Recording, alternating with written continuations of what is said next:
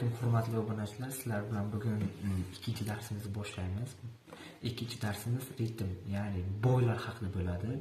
Bu darsimizni boshlab olishimizdan oldin har doim gitara chalishdan oldin gitara turnir orqali gitarani sozlab olishni eslaringizdan chiqarmang.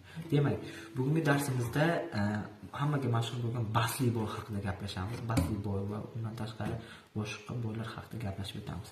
Dastlab klassik bo'y haqida gaplashamiz. Ya'ni bu bo'yimiz bunaqa.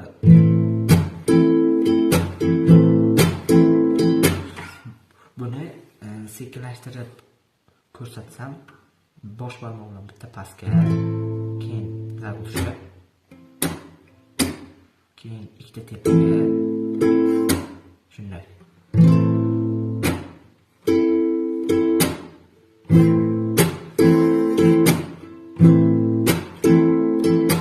Boshni ko'rsam, 1 2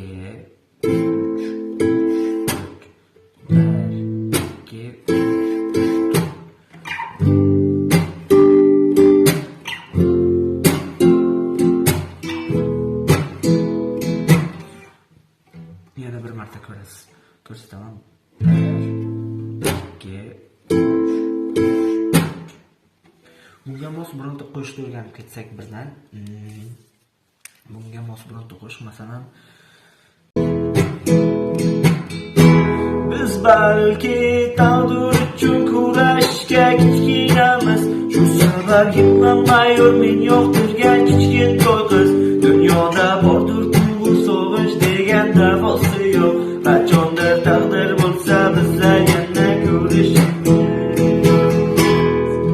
Shunaqa musiqalarni aytishga yordam beradi bu ritmlar. Undan keyingi ritmimiz esa basli ritmni o'rganamiz endi. Basli ritmda, ya'ni gitaraning shu qismiga, shu bosh barmog'imizning shu qismi bilan zarba beramiz sekin. Shu zvuk chiqadi. Ya'ni bu ritmni biladi.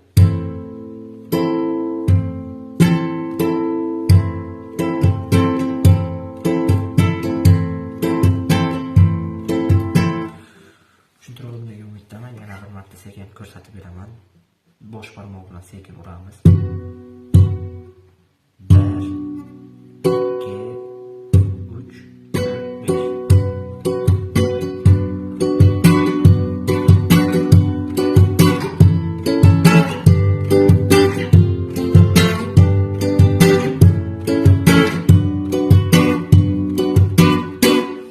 Tushuntirildim degan umiddaman. Xullas, bugungi darsimiz shulardan iborat edi. Keyingi darsga ko'rishguncha xayr.